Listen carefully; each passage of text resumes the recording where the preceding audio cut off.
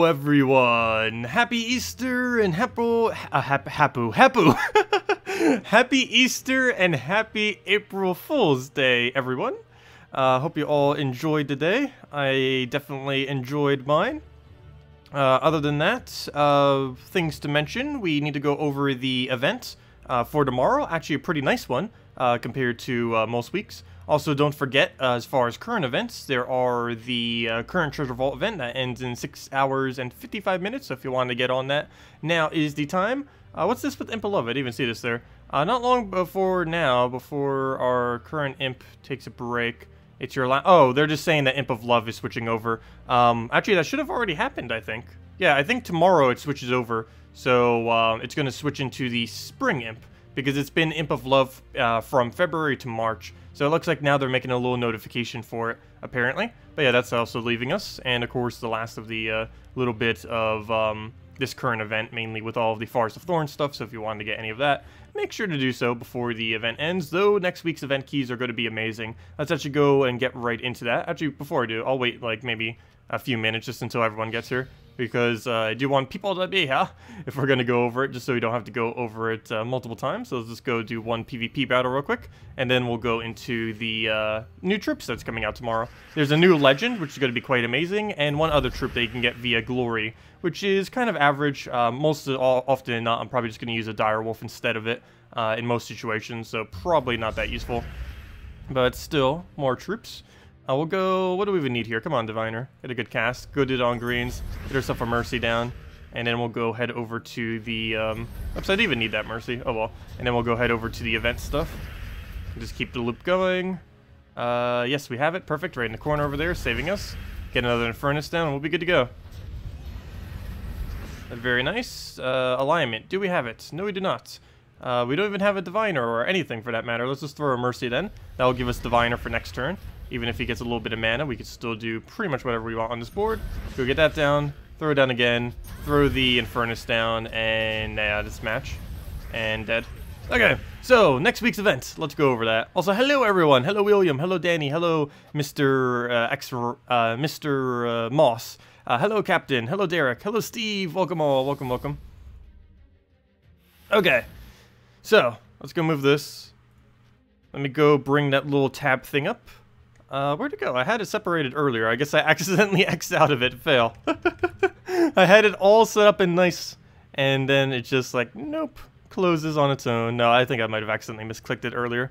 Well, let me go bring that up 1 second. Need to go find where it's buried off to right now. Come on. Well, is that so unorganized? No. We'll go, get that out, move that over, and there it is. Okay, so we just pull that out, X the other one out, which we don't need, and now we can bring it up. Okay, now we just need to click this button, and it should bring it up immediately. Right over here. Wait, where's the notification thing go for it? There it is, right there. Aha! Okay, that took way too long, but there is the event stuff, so let's get actually into them then. So, we have two new things coming in. One that you can get through Glory, which is this one, and then the other one, which is way better, but unfortunately it's in the event key drop hole as far as where it's located. I like this graphic so much that they made for it. I should probably do something to this page whenever I bring it up so it doesn't show the Chrome bar. I think there's a way to show only the inner of it, but it normally doesn't work that well for actual like window captures, but yeah, I need to figure out something for that. Always looks kind of weird with the thing there. But anyways, not that big a deal. Let's go over the Automa Spider. So, this is the one you can get for 400 glory. It's also going to drop with 2 brown-red trait stones. With that being said, if you have anything at all that needs brown-red trait stones, next week is the time to go and get all of them that you'll ever need. Because, well, you can get 2 of them for each 400 glory you spend. So they're only 200 glory each, which is very, very, very cheap. So, as far as what it does, it webs and places Hunter's mark onto the first enemy, then deals a small amount of damage to them, and if there are 13 or more purple, it'll place a death mark on them. This is basically the same concept that Winter Wolf runs on, the same concept that Dire Wolf runs on in all of them. The biggest issue with this is Dire Wolf is stronger than all of them, so there's no point in using any of these other ones that are similar to it. You might as well just use Dire Wolf.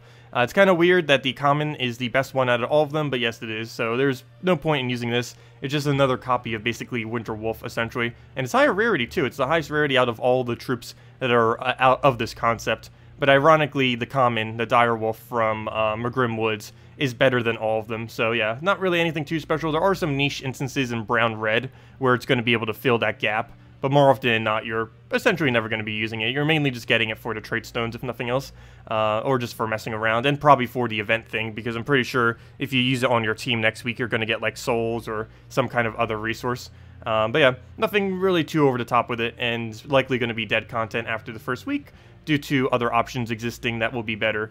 But the one that is not going to be dead content is the Widow Queen. This is a new legendary that is coming out tomorrow. In, what was it, 5 hours, 6 hours, whenever that is, right when the event switches over. It's going to be very, very nice. The most notable thing to mention right off the bat is its final trait there. It has web a random enemy on 4 times and 5 times matches, making it the first viable troop in the entire game that has mass web that can easily be accessible. Well, easily accessible as in easy to put onto the enemy team. Obviously, she's a legend and needs to be fully traded to be fully used, so not easily accessible in that case, but easily accessible as in she can spam web better than any other option that currently exists within the game by a pretty large margin compared to other things. Much, much better than them. But yeah.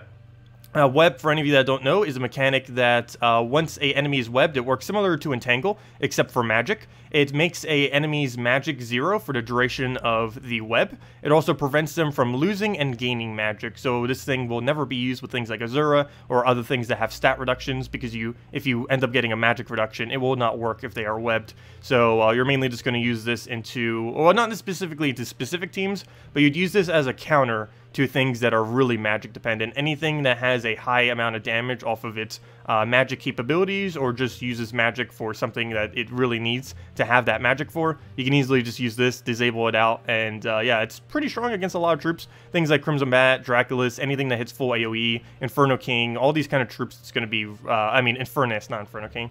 Anything that basically the main value of its spell is from its magic, it will counter out. And on top of all that, it has an ability too! Who could have guessed? But its ability is not too bad either. They adjusted it some from what it was before too, and it's even better now. It sacrifices an ally, then deals damage to all enemies, boosted by the sacrificed troop's life. So this would be pretty good with HP buffers, maybe something like Lady or Nereal and such. And then it summons a random Zolkiri troop.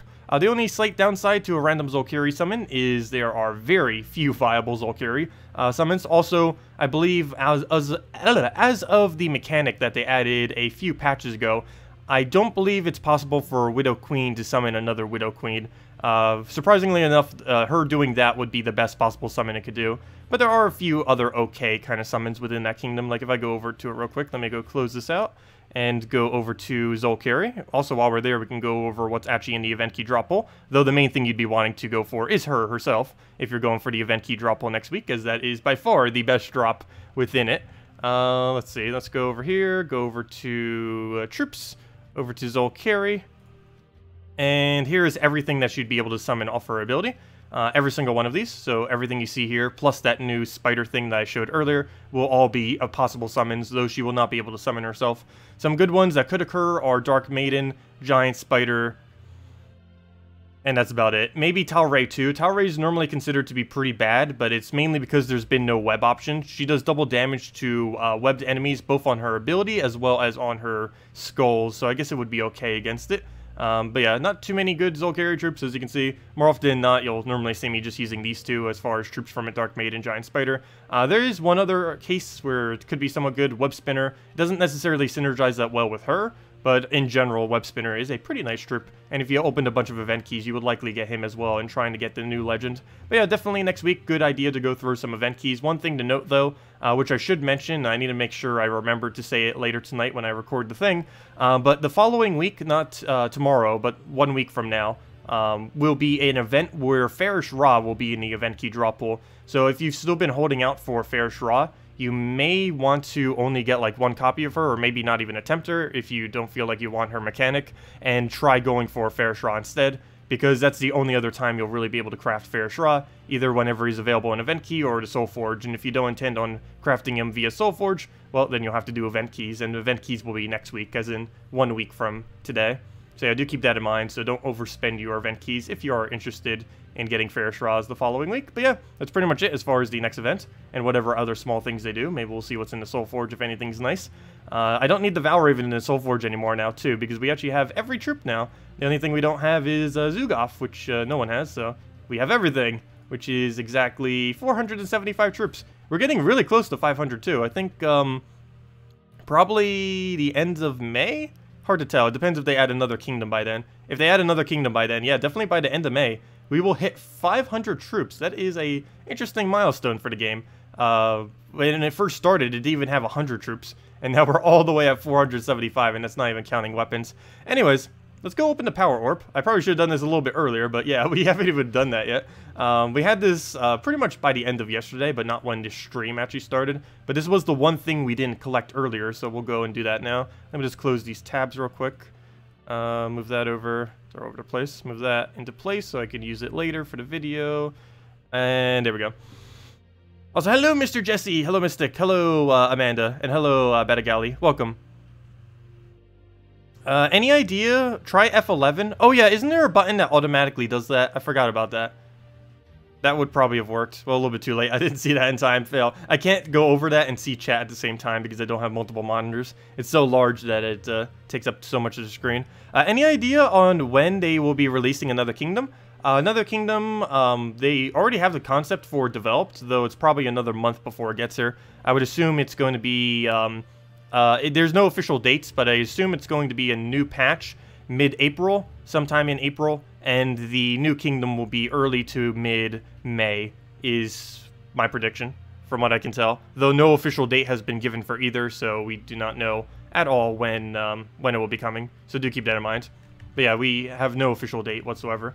It's just all speculation based on what they've said and the fact that I've been beta testing the other thing some. But, yeah. Anyways, let's go collect this, see what we get.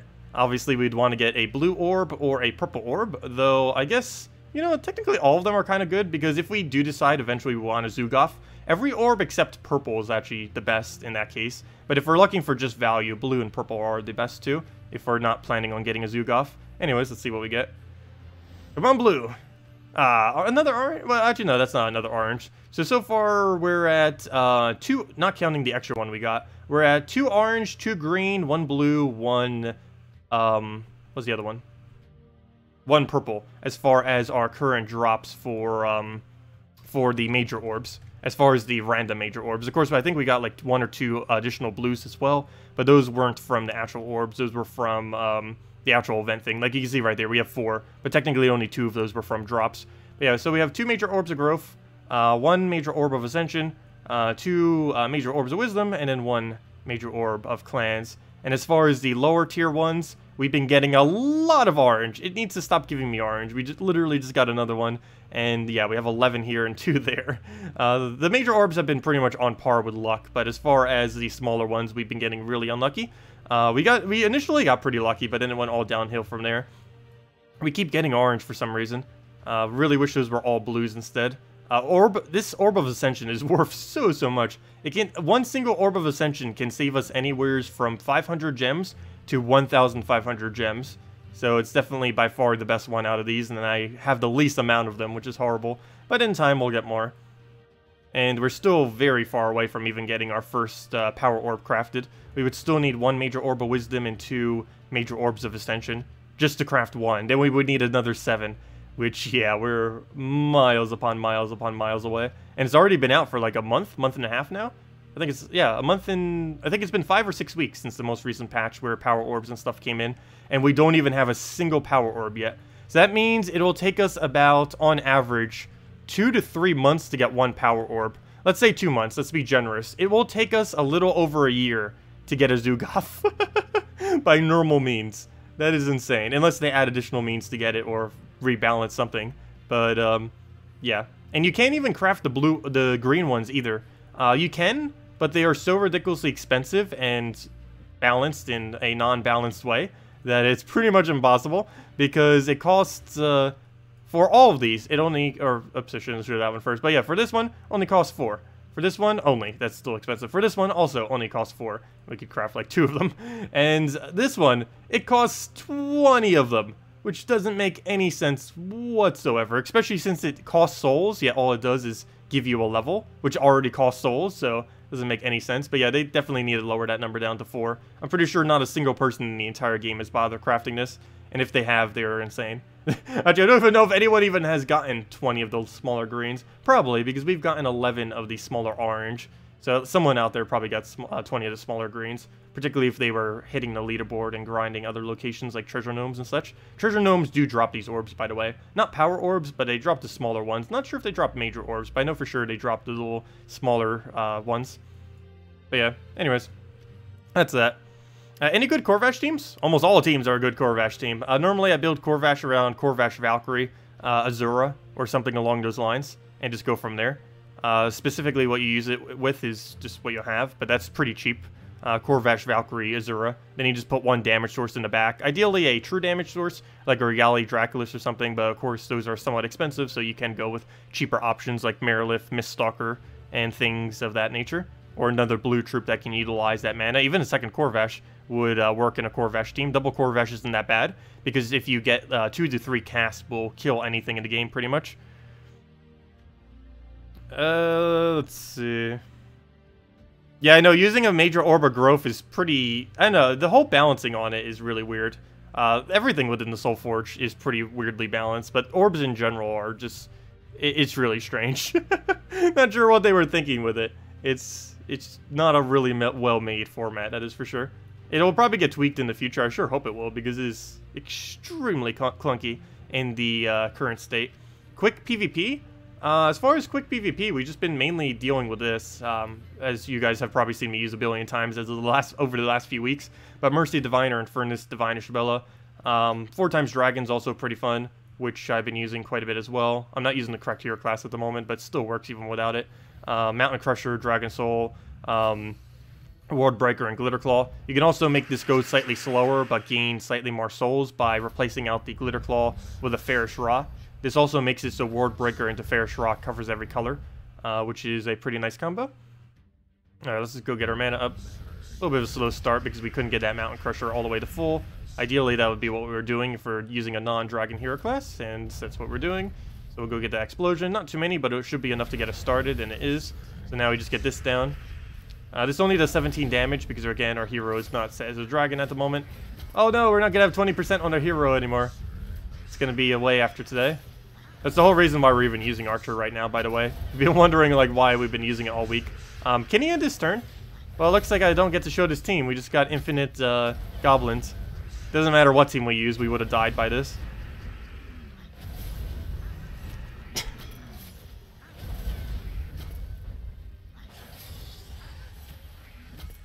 There we go.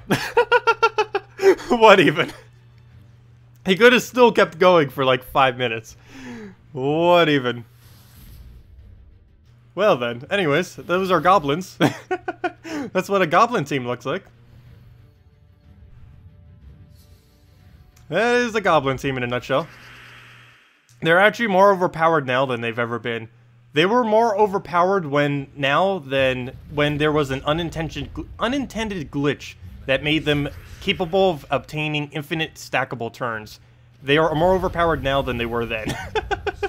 Which is quite insane. They're not really overpowered though. It's just there's not a really good instant freeze option that can kind of put them at bay.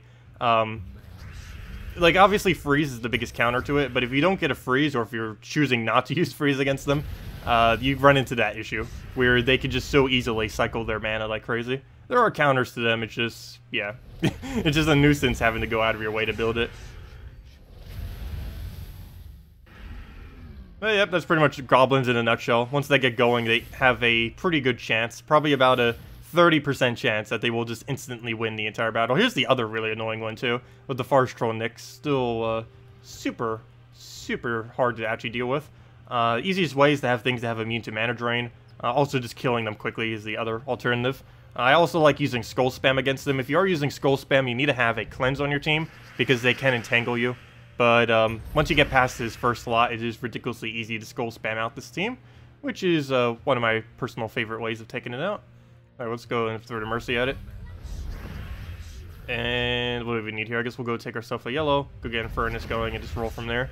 Can't wait till Infernus is back in the Soul Forge. I think I might even craft it on my other account, even though it doesn't even have a fair straw yet. I'm really curious what, like, Infernus looks like at around the level 100 level range and around there. Because obviously most people around that level range don't have that. But my lower level account does have enough to craft 1 mythic right now, if I'm not mistaken. So we could, if we so choose to, could go craft ourselves 1, if it ever came around again. Okay, we're in a bit of a bad situation here, because I do not have alignment. Which is, yeah, very bad, because there's a good chance we will not get him killed.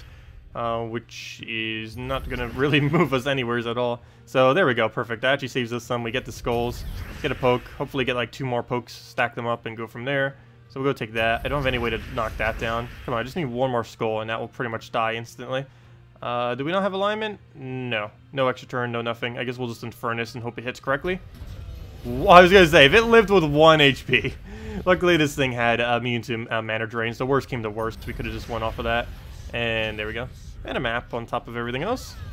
A little cherry on top. Can you try Slime, Ragnagord, and Furnace Queen Titania? Sure. I don't see why not. Normally, in almost every situation, it is better to use... oh, what's it called? It's better to use Giant Spider instead of a Green Slime. But yeah, Green Slime in first slot is the one situation where it is better to use Green Slime instead of Giant Spider. Though very rarely would you actually use it in first slot. Yeah, Giant Spider is really bad in first slot, whereas Green Slime is good in first slot. So I'll go put that there. Oops. But they're both basically the same concept of troop. So we'll go with that. Go with the Ragnagord. Also, hello, Lowlight. Welcome. All the hellos. Let me see. Slime, Ragnagord, Infernus, Queen Titania. And we'll be good to go. Infernus, Queen T. I haven't used Queen T much lately. She's really good. Best Fairy Fire in the game. They keep adding all these troops that have the 4 or 5 times extra matches. Every single troop that ever gets this mechanic tends to be pretty good. There's a very few exceptions to this, like Storm Shield, for example, is kind of not that good. Pretty average for the most part. But for the most part, most of the 4 times, 5 times that do a stats effect are decent. And the one coming in tomorrow is no exception to that. Anyways, let's go into this. What banner was mentioned, or was there a banner mentioned? No banner was mentioned, so I guess we just go brown-red, traditional Ragnagord banner for Ragnagord purposes.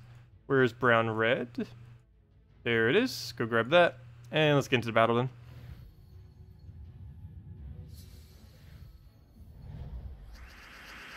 then. Could you show a soul farming team with the Dragon Soul? Oh, sorry. Yes, soul farming teams with Dragon Soul. Generally, it is Dragon Soul triple Azurus. If you can't afford that, Dragon Soul triple Warlock.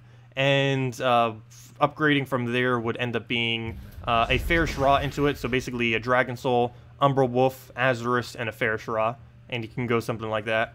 It's nice to use Umbral Wolf with it if you do have it fully traded, as it does create a Purple Storm. You get slightly less souls, but it increases your speed at which you can win.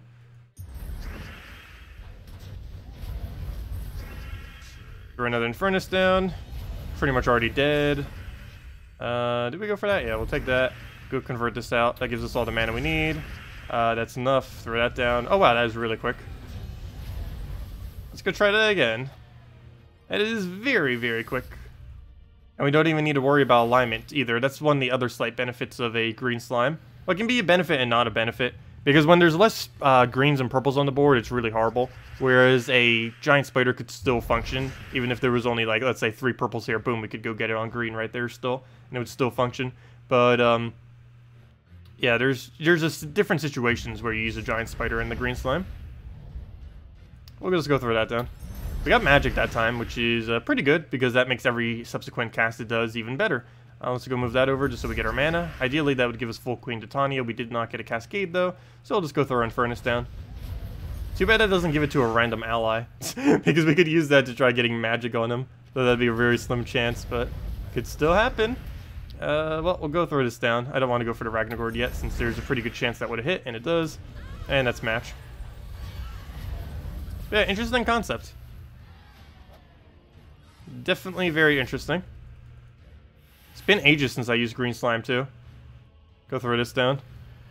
Oops, I forgot to go use that one soul farming team. Oh, can I recommend a team with Elementa Grimm in War? Oh, I forgot. Treasure Gnomes are still around. So yeah, the Treasure Gnome event's still going on for like 5 more hours or so.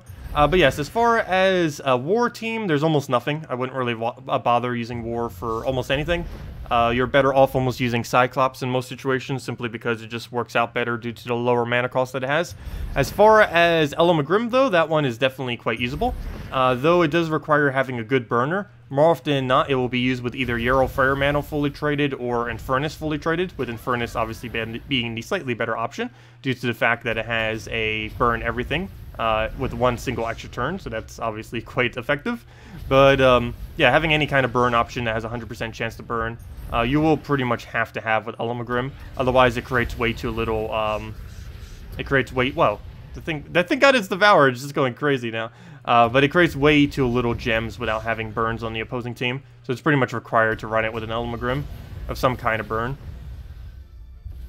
Other cheap alternatives could be things like Demonstraxia, King Selinus, I believe his name is, the red-yellow legend from Wild Plains. No, not Wild Plains, from Pensvale. You could go use that, and that has a full burn as well, that one Wild Folk troop. There's a few others here and there, too, that you can kind of use as alternative burn options. Even something like a Fire Lizard, if you had nothing else. That's a pretty low rarity thing. Oh, come on. Speak about low rarity. Double minor traits zone off that. Nothing good. Let's see if we can get one more gnome and see if it's actually not completely useless. But yeah, as far as Dragon Soul farming, whoever was mentioning that earlier, let's go. I guess it doesn't matter too much. Let's just go into, well, I guess we could do it in first challenge, because that's the most consistent way. Go to the first challenge in Invading Fields. It's the weakest challenge in the game. And then you just roll with something like Dragon Soul. The cheapest would be Dragon Soul Triple Warlock. But if you had all of the components, you would go something along the lines of Azurus, and either a third Azurus, or if you have it, a Umbra Wolf. Either or, same concept pretty much. Except this goes slightly quicker. I still have yet to test extensively if it's better with an Umbra Wolf or a third Azurus. If you have a Fair's Raw, you'd obviously want to put those in too, in places of Azuruses, or maybe even in place of the Umbra Wolf. But that is something I do need to test eventually. I just haven't had like a few hours free to do that, because I'd want to get at least 2 to 3 hours tested for both, which means that at the minimum is going to take like 4 hours to test. But I am curious if it's better to do Dragon Soul Triple Azurus or Dragon Soul Double Azurus Umbra Wolf. I have had people saying that this particular lineup is quicker, though I have yet to test it myself. But yeah, basically with this, you just cast Dragon Soul twice and then you win. Also, I did it on the wrong difficulty. You're actually supposed to do it 3 times in this challenge. I believe you put it up to Warlord 2 to get the best rate per hour. So you go to Challenge, First Challenge, Scouting Party, and I believe Warlord 2. And regardless of what your stats are on your troops, you will be able to 3-shot this. Actually, maybe even goes to Warlord... Wait, what am I doing right now? Warlord 2 or Warlord 3? I can't recall off the top of my head, actually, because I don't normally soul farm much. Okay, yeah. Well, let's go put it up to the next one. How much more bonus does it get? Oh, never mind. It would probably be too much bonus. I'll still go check, though. As you can see, we triple cast that, and we get slightly more souls, then we get the full amount. And as you can see, from under a minute, we got 280 souls, which is always why I say it's so bad whenever Treasure Gnome gives those souls, because you could easily get over 20,000 per hour using other soul farming teams. This is also, this and the Triple Azurus version of what I'm using right now are the best soul farming teams you can do that have 0 Fair Shroz in them. Okay, never mind. You can't do it on Warlord 3. Yeah, okay, I was right the first time then. It's Warlord 2. So you just set it on Warlord 2 and just do 3 hits, and then you win. Well, we still get them down at least. And down it goes. Actually, in this case, I should probably put the Umbra Wolf in second slot, since the Azuruses are quite useless. But yeah, it'd be Dragon Soul, Umbra Wolf, Double Azurus, and Warlord 2 difficulty, it would be. Not Warlord 3, because that would be too high, as we could see. But yeah, just that on Warlord 2. And this is anywhere from about, depending on your bonuses and everything. Hey, Treasure Gnome too. Hopefully he doesn't get away, because I'm not using a quick kill team. But yeah, this is anywhere from, depending on your bonuses, from around 18,000 souls per hour all the way up to about 25,000. I don't think it exceeds 25,000. Not sure if it goes to like 30,000 plus or not. It's been a while since I messed around with it. Also, how much you're paying attention could affect the rate you're getting as well. So we'll go throw that down. Get another Dragon Soul. And then third cast, and that will give us the last little bit of souls that we need to get the max capacity. There used to be a glitch where this team used to do very, very well in similar teams to it. Back when double Dragon Soul cast actually gave you full souls, There's a weird glitch that caused it to happen. Of course, they fixed it, though. So now you actually have to cast it 3 times instead of 2, which takes a little bit longer, but it allows you to set the difficulty higher. As you can see, you get 280 souls, or slightly lower, depending on VIP bonus and armor bonus, and all the other bonuses. But I believe even with absolutely 0 bonus whatsoever, it's still like 200 souls or something, around that general ballpark, so very, very nice. And of course, we get 2,500 gold from the treasure gnome. Getting completely useless stuff from it, but at least we're getting something. Better than getting no gnome. You don't have war to burn everything. Using war for a Elementa Grimm is not advised. You can use that combo if you really wanted to. The biggest issue it has is it's way too high of a mana cost. Normally, if you're using specifically Elementa Grimm, you want to have the burn as quickly as possible. And putting it behind a troop that costs 22 mana cost is not a good idea. Especially since they share a lot of the same colors, which isn't going to work out that well. But yeah, I wouldn't really advise using both of those two together. You can, it's just kind of clunky. And there's plenty of other alternatives to burning that makes it so you don't ever need to do that. Yeah, Stonehammer basically has the same issue. Even though he does burn everything, he has too high of a mana cost in that it's going to take way too long to get up. Normally when you're burning with it, as I mentioned, Yerl and Infernus tend to be the best. The reason for this is they don't need to cast in order to get their burn. All you have to do is start getting a few extra turns, and you can do that as quickly as like turn 1 or 2, depending on what you have. And if you're using like one of the converters that only costs 10 mana, like let's say, for example, maybe an Alchemist or something, then those get up very, very quick, and you can just start getting the burn immediately without much delay. Whereas if you need to go and get like a 22 mana cost or a 24 mana cost troop, it takes too long, and then you don't get to really use Umberwolf. You don't get to use Elementa Grimm. The whole purpose of using Elementa Grimm in the first place is normally to burn them so quickly, and then you just auto-win from there. Let me go against something that doesn't have a freeze on it. And just go do a Elementa Grimm team real quick. Let's see, do I not have it saved? I used to have a Elementa Grimm team saved over here. Well, I'll go make one from scratch then. I always love using the double troll version of it, though there's plenty of other ways to do it. This is just my kind of go-to way normally, more often than not.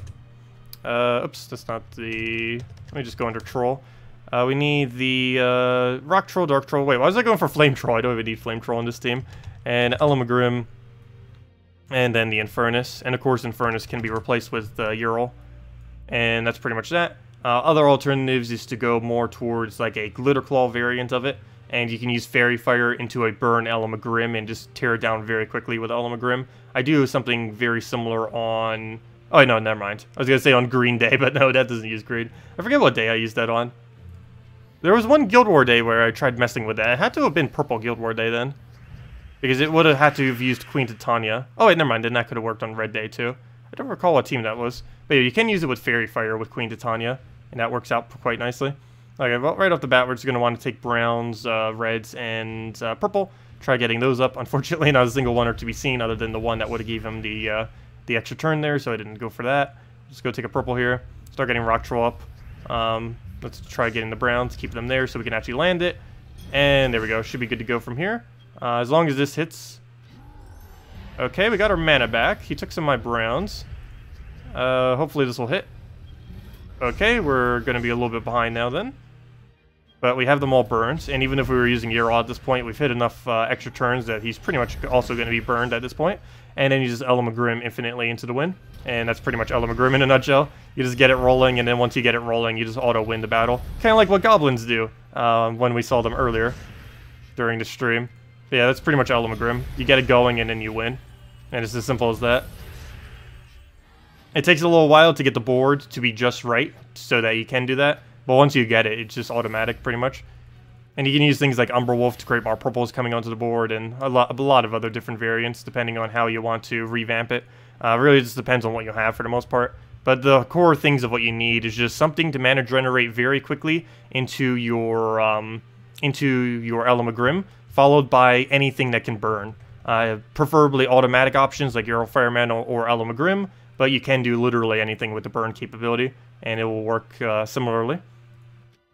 It's just slightly annoying having to go out of your way to cast it. If you do use a burner, at least try doing one that has an automatic extra turn on it, just so you don't have to waste your turn. Because if you use something like, let's say, King Salinas, where he ends his turn afterwards, it's pretty clunky because then you have to automatically, in order to start using Elementa Grimm, you have to give the enemy one turn. And that's pretty bad because Elementa Grimm has a really high mana cost. And if they get something that could kill it, or if they get a drain, it just makes it even easier for them to get it. Should you craft a second Ferrous Raw or get your first in Furnace? These days, I'd probably say first in Furnace. Unless you really need souls, I'd probably say first in Furnace. Mainly because Infernus is just so huge right now, and they don't seem to be nerfing it. They do keep in mind they might nerf it soon, but at this current moment, I don't know if they are even planning on it anymore. They made mention of it in the past, but they haven't actually implemented it. And even if they do nerf it, they're not gonna they're not gonna change it so much that's not gonna be usable. They're just gonna tone down his damage just a small amount if they do. But yeah, definitely right now, Infernus is arguably like the best troop in the game. Definitely top 10 for sure. Probably more towards top 3, but yeah, it's very effective right now. It gets automatic damage per turn, best burn in the game. Actually, really just the best most stats effects you could even put. If I'm not mistaken, it's the only thing that puts 4 stats effects onto the enemy automatically, simply for taking an extra turn, which is quite amazing in itself as well. Has a storm on itself. It's the only explosion into a firestorm. Has one of the highest damages in the game, and it has board control, mana accumulation. Or not board control, it has board clear, mana accumulation, and firestorm to go into it. And yeah, it just has so many benefits. It just covers a lot.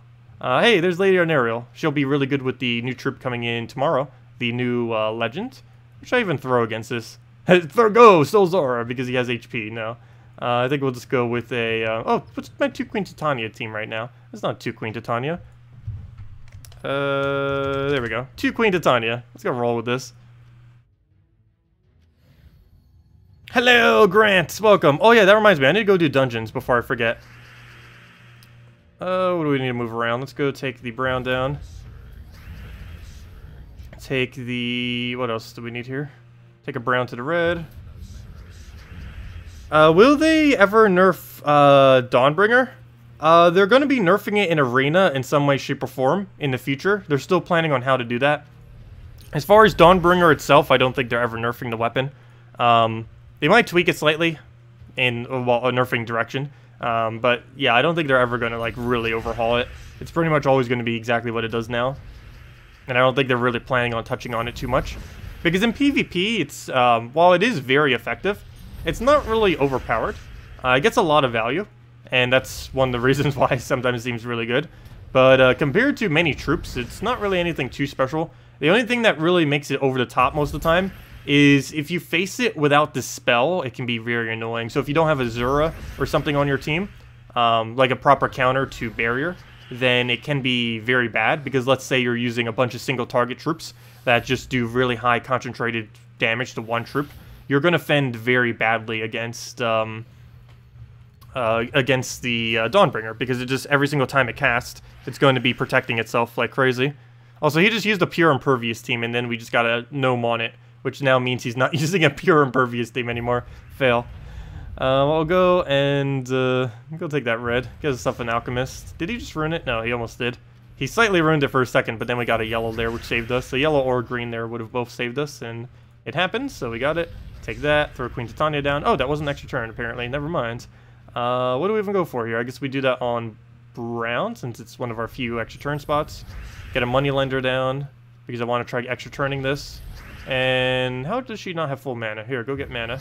And hopefully that's enough red. Yes, it is. And there's our gnome. Hopefully that gnome has something good on it. It's probably going to be our last gnome, too, unless we get a few more before the end of this stream. Unless I hunt some more down later tonight, though I probably won't be. Let's see. What do we get? What do we get? 1 Volkey! Ooh, you know what we gotta do. We gotta go open that. What a way to end it. Nice. Well, it looks like on the last little bit of farming, that could be our last gnome too, of the current event. So let's go open it now, because if we open it not during the event, there's a lower chance of getting a vault key from the vault key. So yeah, let's go see what we get. Very nice thing to get for right now. Let's go. Oh, don't do it on Warlord 2. They're having a higher difficulty has no effect on the reward, so there's no point in upping it, that is for sure. Let's go and go use the team. Wait, what am I doing? Why don't I just replace out the other one?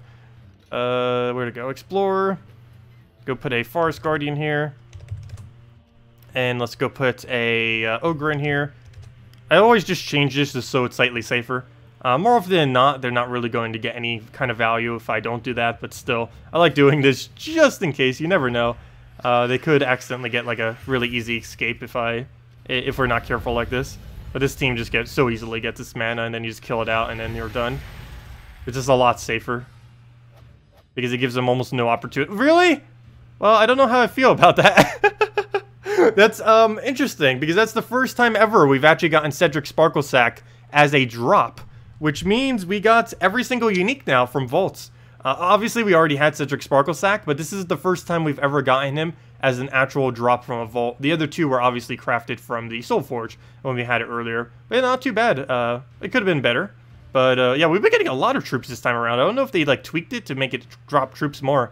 But I believe every vault key we've done, because we got 2 Val Ravens and 1 Cedric Sparklesack, so every single one of them has given us a copy of a card now. Which is slightly annoying because we already have them all now, but if nothing else, that makes us one step closer to getting a Mythic Cedric Sparklesack, so that's actually not too bad. It's definitely better getting him than getting a Val Raven or a Treasure Gnome, that's for sure. But yeah, we get him, 20,000 gold, 2,500 gold, and 1 event key. It's not too bad. I'll take it. But yeah, now that brings us to 3 copies of him. I don't really need him to be Mythic, but one step closer is perfectly fine. Also, that reminds me, let's go back to Explore, I guess, for a little while. Because, of course, it is the Gnome event right now. Might as well keep farming for just a little bit longer on them, since we won't be able to until another month. It only occurs once a month when they're really popular, or, you know, when they're, like, everywhere. I believe they're being, oops, I forgot, you have to do 2 words. But yeah, they're going to be, I believe, buffing it before the next event gets here, the next Treasure Gnome event. They're going to be removing some of, like, the really, really small, useless resources from it, or they're doing some kind of tweak to it. I'm not sure if they 100% confirm are removing it yet or not. But from what I last heard, they're planning on removing the minor trait stones and the souls from it, or at least the lower amount of souls, the 100 soul gain. Because you can gain 100 souls in like 15 seconds or less. And the 2 minor trait stones you can obtain in 30 seconds. So yeah, there's no point in them both being in the Treasure Gnome drop table. And there's another Treasure Gnome. Well, looks like we're getting really lucky at the end here. Why couldn't we have been getting this luck all week? It just gives us all the luck, like, right at the end. When it's almost over. I will go throw that down. Come on, the second vault key. Could you imagine back-to-back vault keys? Ah, nope, only just 2 useless minor trait stones. How many vault keys you get in this event? We've gotten 3 or 4. I actually lost track. I believe it's 3, though. Yeah, I think it's 3. Let me go double check the data.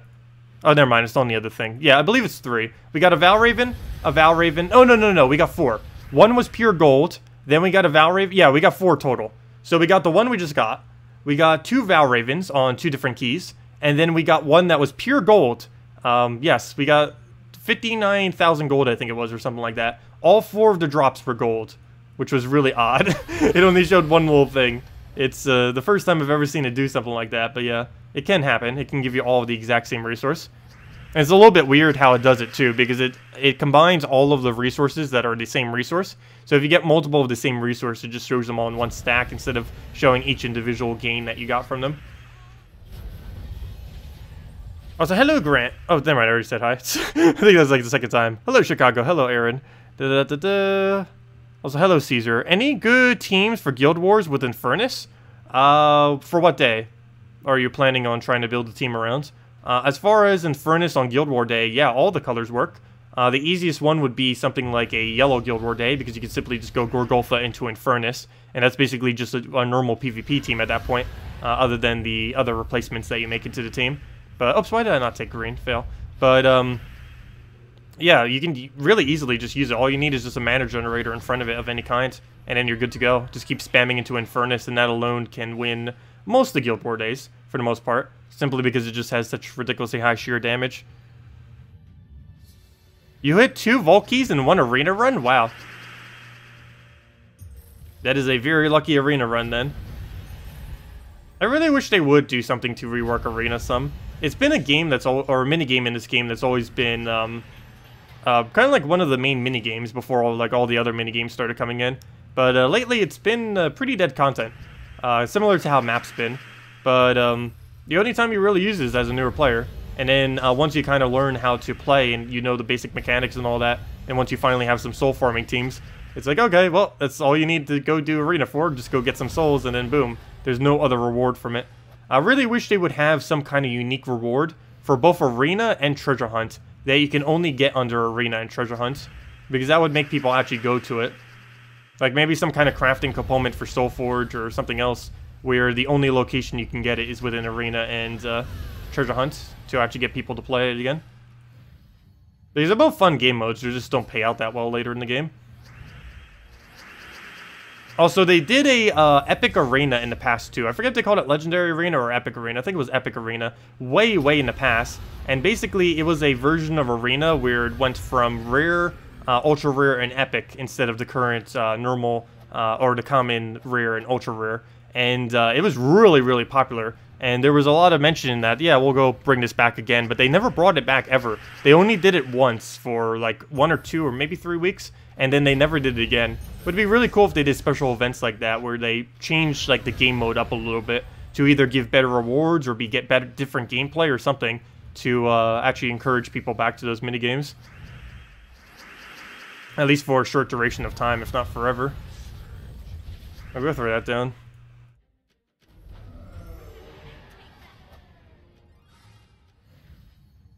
Yeah, we kept the ears. As mentioned, as people requested from earlier, we did wear the ears all weekend throughout, in celebration of Easter. But yeah, we still have them on. I don't even feel them anymore because I'm so used to them kind of just being on my head from wearing them the last few days. Obviously, I haven't been wearing them the entirety of the last few days, just when I'm on stream, as well as today, you know, because Easter. But, yeah, it's not like I've been wearing them 24/7, obviously, just for the streams, mainly. That'd be really weird wearing them that long. Though I am starting to get so used to it, like I said, I don't even notice at this moment that I'm even wearing them, really. They just feel like my glasses. Like, I never normally notice if I'm even wearing my glasses. Sometimes I'll wake up, it's like, I won't even know, like, if I have them on or not.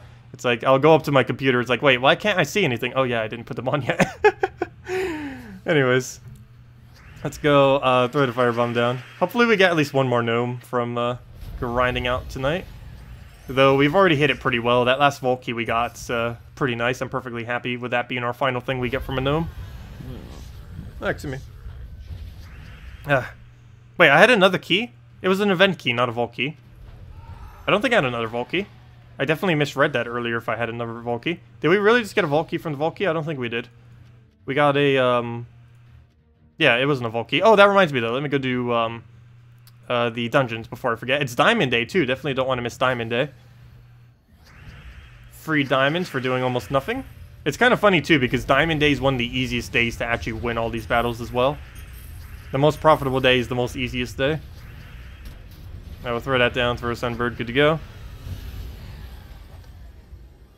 Yeah, Arena with Dawnbringer is very unbalanced. They are planning on doing something to balance that out. What they will be doing, they haven't decided yet. It's been mentioned in the past, like them acknowledging that it needs to be like nerfed in Arena, but they still have yet to do anything about it. They've acknowledged it, but changed nothing. But yeah, they do have plans for it in the future of some kinds, because Dawnbringer is ridiculously overpowered in Arena. It's completely made the entire meta of you either have Dawnbringer or you don't have Dawnbringer. That's basically Arena in late game. It's everyone who has Dawnbringer versus everyone who doesn't have Dawnbringer. And basically only the people who do have Dawnbringer would ever bother playing it. And even then, it's pretty good souls, but not better than Fair Straw soul farming teams. It's about anywhere from 15,000 to 30,000 souls per hour doing Arena with Dawnbringer. It can vary depending on drafts and just how well you can get Dawnbringers down, as well as how many Dawnbringers you find on your opponents. Can also change it up a bit, because obviously the more Dawnbringers you find, the harder the battles will be. But yeah, it's anywhere from 15,000 to 30,000 souls per hour. It's the most inconsistent soul farming method in the game, but it's also one of the best trophy farming methods in the game. So if you wanted trophies for whatever reason, they're kind of irrelevant, but if you're trying to get your guild to a high trophy amount, I know there are some guilds that still compete for that. It's technically better to run Arena very quickly than it is to run PvP very quickly, because assuming you can win Arena battles at the same rate you can win PvP battles, you're getting 2 additional trophies every 8 battles you do in Arena, because you get 10 trophies for 8 wins, where, I mean, you get 30 trophies for 8 wins, which comes out to 6 additional trophies, so almost 1 additional trophy per battle. I said that wrong initially, but yeah, it's almost 1 additional trophy per win that you do within Arena, whereas in, it comes out to like, what, 3.7 trophies per battle, whereas in normal PvP, you're getting 3 trophies per battle, and that's only if you do the 3 trophy every time, even less if you go for 2 trophies and stuff. So yeah, Arena can end up stacking up quite a bit on that. And of course, the reason they give so much souls in Arena is because the reward that you get from it is, I still have the weirdest draft ever there from when I just randomly picked a bunch of them. Look at that team. Actually, you know, this team actually wouldn't be that bad, because this boost ratio is based on yellow troops. So we could solo literally just with Dawnbringer using a bunch of yellows. Maybe I did that deliberately then. It's been set up for so long because I never play Arena ever, because there's no reason to. I could farm souls quicker than that. I don't have any need for trophies. 5 glory keys, even though it's showing a gold key icon there, isn't really that much. And because we can farm that much glory in PvP anyways, so, and 4,000 gold is very, very small.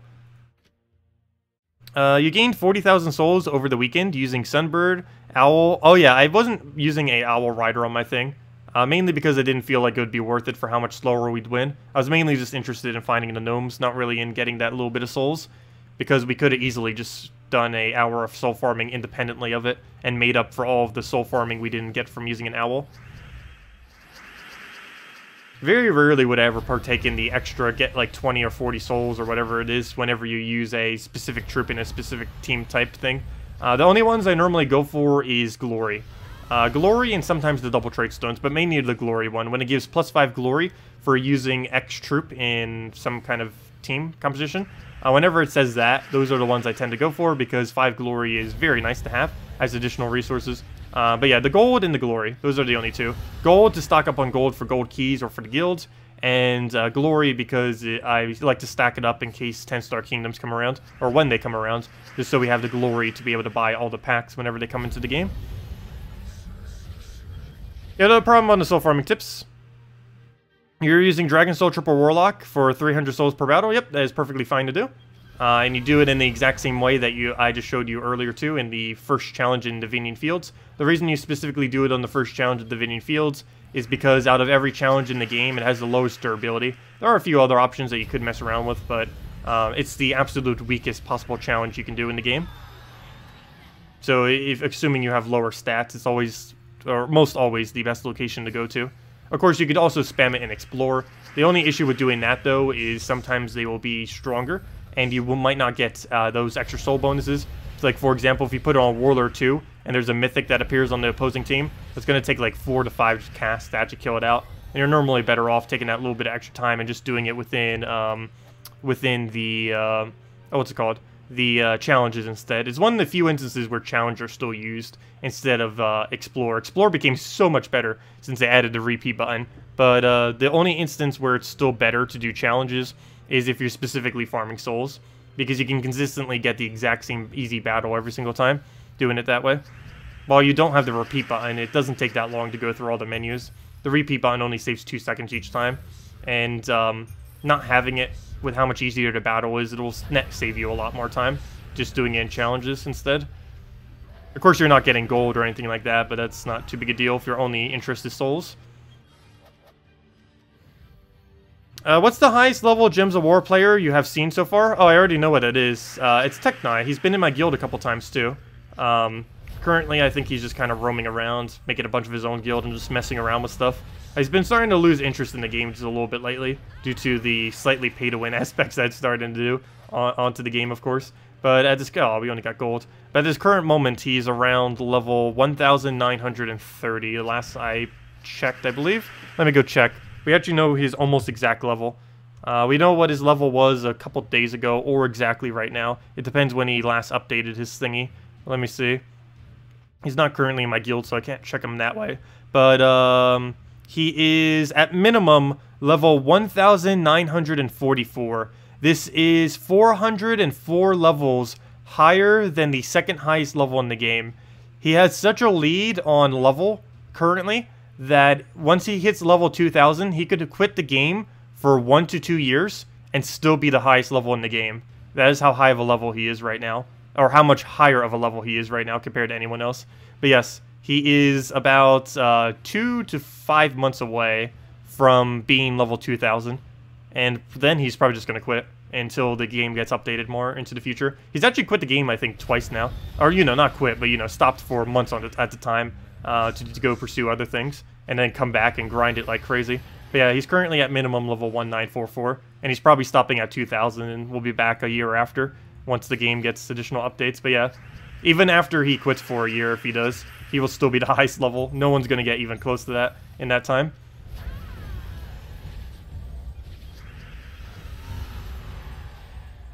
Does the hero scale with him? The hero gets some extra benefits. It gets a bonus stat every 100 levels up to level 2000. So once you hit level 2000, your hero can never be any stronger. Also, they also extended out hero masteries in the most recent patch, the level 1501, I believe it was. Or 1500, one of the two. But, yeah, once you've reached level 2000, you don't gain any benefit from therefore. 2000 is technically, even though hero levels do go further than that, level 2000 is technically max level. Because you don't gain any additional benefit whatsoever by getting any level beyond 2000. So, yeah, 2000 is technically the highest level in the game, even though it goes all the way to 10,000. But due to how it's scaled, it is literally impossible to ever reach 10,000.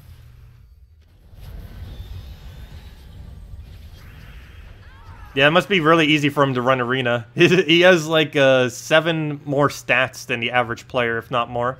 He has, like, anywhere from 7 to 10 additional more stats due to how high his hero is. Most of those stats are useless, but he might have, like, 1 to 2 extra magic, 1 to 2 extra attack, probably about 2 HP in armor, maybe even 3 HP armor and stuff like that. Above everyone else. That only really comes into play in Arena, and since Arena's kind of dead, that doesn't really change much, though. Because heroes, the only other place you really use heroes in invasion and raids, for the most part.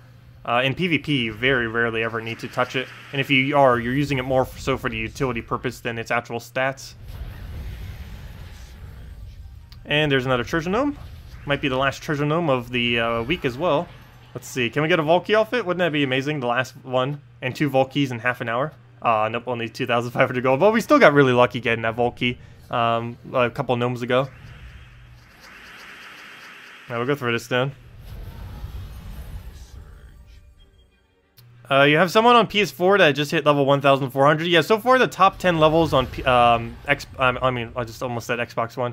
The top 10 levels in Gems of War on PC/mobile is Teknai, also currently called Maybe Surian, at 1,944.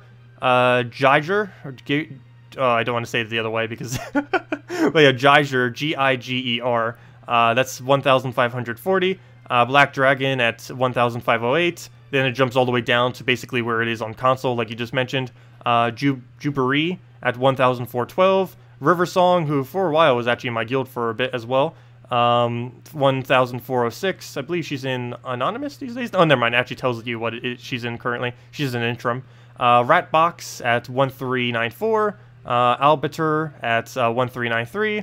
Wiz at 1,381. Oscar at 1,359. Oh, and I didn't know that. Strawn is actually in the top 10. I'd never actually realized that. Strawn's at 1,356.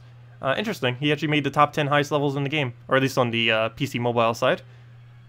But yeah, those are the highest 10 levels. And of course, as I mentioned, the highest is 1,944, 404 levels above the second highest, and by far the highest level on any platform in the game. Yeah, it takes a really, really long time to get that high. We've been playing this game for 1,300 hours, and of course, while never mind, that's not correct. 4,300 hours, and even with that many, of course, not all of it was actually EXP farming, but with that much time within the game, we are only at that level, 1,240. If we were to spend every single second that we've had within this game doing specifically soul farming, we'd probably be about the same level as Teknai. But obviously, most of the time you're within the game, you're not specifically EXP farming. EXP farming is really, really boring, so most people don't bother doing it unless they're specifically trying to get a very high level.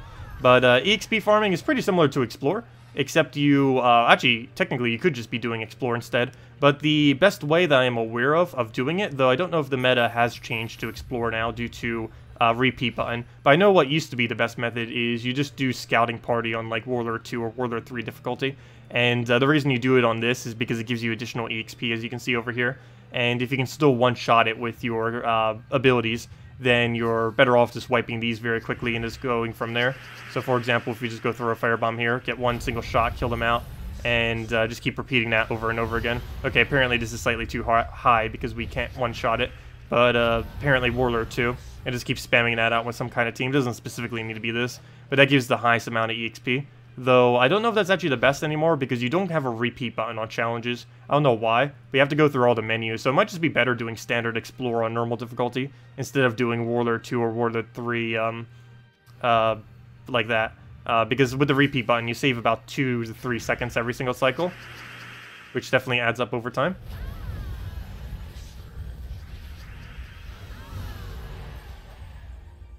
But yeah, those are basically the best two methods of gaining EXP. One other method, though it's a limited amount that you can do, but doing quests are really good EXP as well, because you get bonus EXP within the quest line. Like every single time after you go through a bunch of dialogue and we'll go through like let's say you have to do like battle number 1, go kill this, then go climb this mountain. If it has like those 3 things and then you complete all those, after that little bit of dialogue, it gives you some extra bonus EXP. And since those battles can be ran as quickly as challenges and explore, it's actually the quickest way of gaining EXP in the game. Though the only problem with that is there's currently a limited amount that you can do. They are eventually going to be doing infinitely repeatable quests, but they currently don't exist. But whenever they add those will actually be the best way of gaining EXP in the game. Of course, there's very few things you would ever need to actually farm EXP for. Normally, people either just farm 500 for all achievements, or they farm 1,000 because that's a really big milestone. But beyond that, most people don't try grinding it out, unless they're like trying to make top 10 or something like that. There really isn't much a need to specifically farm EXP, since having a higher level means very little in this game. You just started playing December 2017 and you're already hit level 1066 today. Wow, very, very nice. Yeah, it can go up pretty quickly. It's a lot easier to gain EXP these days than what it was in the past. So much so that when the game first came out, the max level was only level 100. The game has come a long way. And then for the longest of time, max level was only 1,000. But about a year and a half ago, they raised it to 10,000, which is literally impossible to get. Though 2,000 is technically the highest level in the game, because as I mentioned earlier, that's when you stop getting additional benefits.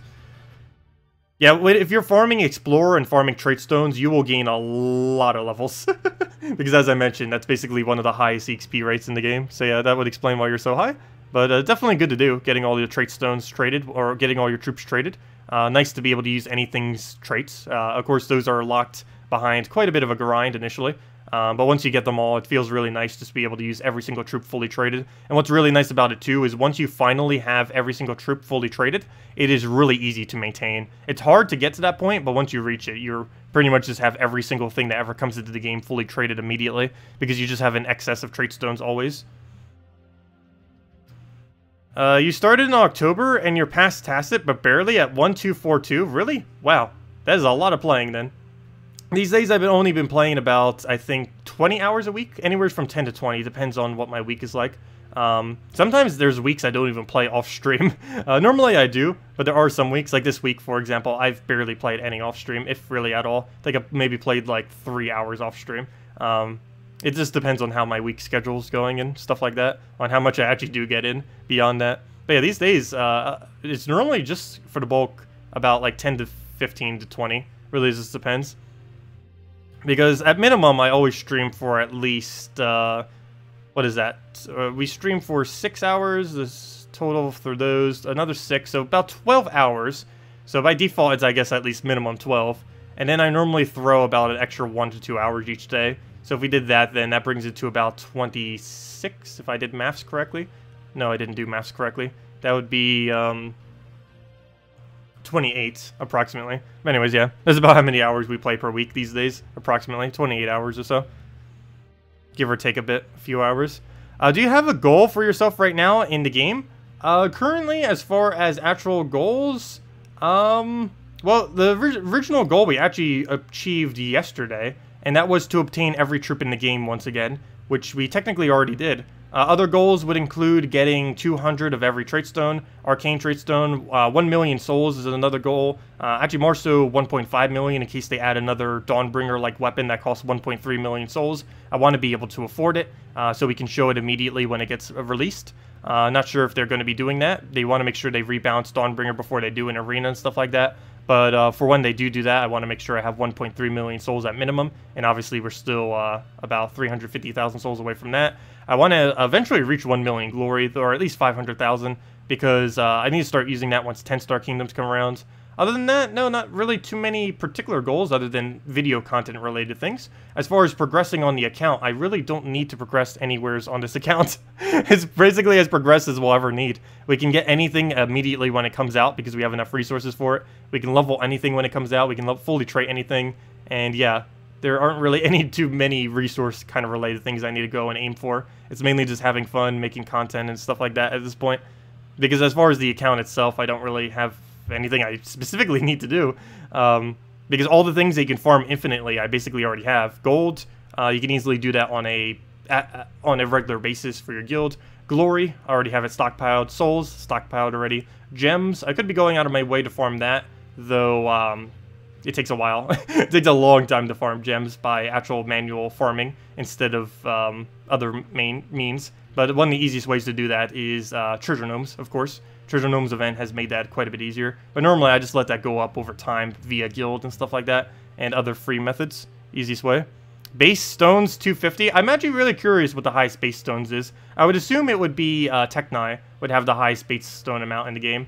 But yeah, 200, 250 base stone count would be pretty fun to have. Because even if we were to take a break from the game for whatever reason, which I don't intend to do, but if we were for whatever reason like he does, he gets such a stockpile that, as I mentioned, he could quit for a year, come back, and instantly get everything in the entire game in seconds. Because he has so many resources stockpiled like crazy. How many treasure maps do we have? Quite a bit. Not as many as some people, but we have 3,673 treasure maps. There's some people with over 10,000. Techni at one point had like 14,000. He actually used every single one of them. He might have the most treasure maps played in the entire game, actually. But yeah, he took like 2 to 3 months or something and played over 10,000 treasure maps. I forget the exact number, but he used every single last treasure map he had. It was absolutely insane. I'm not sure what his final loot was from that, but he definitely got a lot of gems and a lot of keys and stuff like that. But yeah, maps are about anywhere from 20 to 50 gems per hour when spamming through them. So they're actually not too bad for gems if you already have a stockpile of them. It's just everything else that they give is pretty dull. The gold they give is horrible. The souls they give is horrible. The trade stones they give is average. The keys they give is pretty nice too, but if you're rushing through them, you're normally not hitting keys. You're mainly running for glory and gems are the main two things you're kind of aiming for, and trade stones, I guess. But all the other resources are pretty bad from it compared to other areas of the game. Plus, you also gain 0 EXP too, which is another concern out of it. Because all the time you're spending there, you're gaining no EXP, which is good for earlier on in the game when you deliberately want to keep a lower level to mess around with lower level content. Because both Arena and PvP is easier at a lower level. But yeah, when you're later on in the game, you normally want to be gaining EXP from everything you do. Gorgoltha, Flame Troll, Queen Titania, and Yagway is one of your favorites. Yeah, we were just using that earlier. Oh wait, no, not that specific lineup, but yeah. Queen Titania into Yagway is pretty nice. I like using Alchemist, Moneylender into double Yagway as well. I mean, into double Queen Titania, or into Yagway, Queen Titania, both of which work. But anyways, guys, I believe that was all the questions. I think I'm going to be heading out for the night. I hope you all had a wonderful, wonderful Easter and April Fool's Day. I feel bad that I couldn't do anything trolly for April Fool's Day today. Didn't get to do anything. It's just like a normal Easter because it's weird. Has it ever happened before? I don't recall Easter ever falling on April Fool's Day. Pretty sure this is the first time, or at least the first time I ever recall. It seems really weird.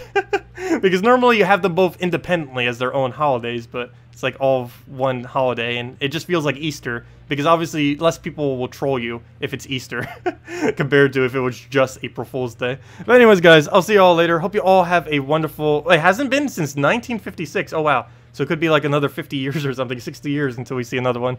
Once in a lifetime opportunity. An April Fool's Day that falls on Easter.